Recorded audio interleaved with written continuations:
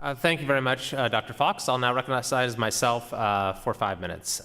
Ms. Barron, you've worked as a tip worker in Seattle and in Washington State, where they eliminated the tip credit. So you've gotten something of a preview of where this new rule from this administration would take us. In your experience, would you say that your fellow tipped workers, that they prefer the tipped system? Absolutely. They prefer tips over a flat wage. Tips provide us the opportunity to maximize our income and make more than any employer is either willing or can afford to pay. And so why wouldn't we want to do that? Yeah, well said. And you say in your testimony here that with the elimination of the tip credit, workers like myself have been subject to surcharges, service changes, non-transparent pay models, elimination of tip lines, elimination of tipping. Mm-hmm. I mean, for all the millions of tip workers across America, with this new rule, do you think it would be fair to say that they're coming after your tips, that bureaucrats in Washington, D.C. are coming after your tips? Absolutely, and I'll give you an example, and that's the tip pooling rule. The one that Patty Murray changed, the Federal Labor Standards Act language that allows employers to take our tips, if you want to talk about wage theft, an opportunity to wage theft, to take our tips so that they can pay back of the house workers or non-tipped workers because they can't afford to pay the high wages. They can't afford to keep back of the house wages competitive.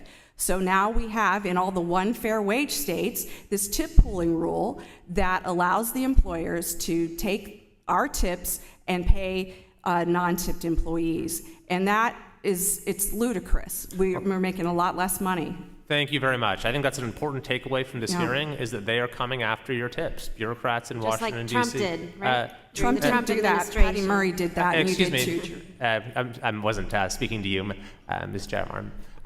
Okay, Mr. Boucher, you're a restaurant owner, is that correct? I am.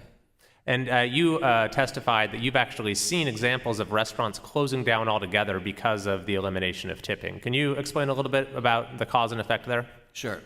So there were two restaurants in New Hampshire. I won't name them right now, but they went to that model where they paid their employees a flat wage, and they had it on their menus that customers did not have to tip, and that was reflective in their pricing of the menu. And it resulted in these employees, they didn't last. One restaurant, I think, closed in 6 months, and one didn't even last a year. Because these employees, think about it. You want to work Saturday night for $15 an hour? Would you rather work Monday lunch for $15 an hour?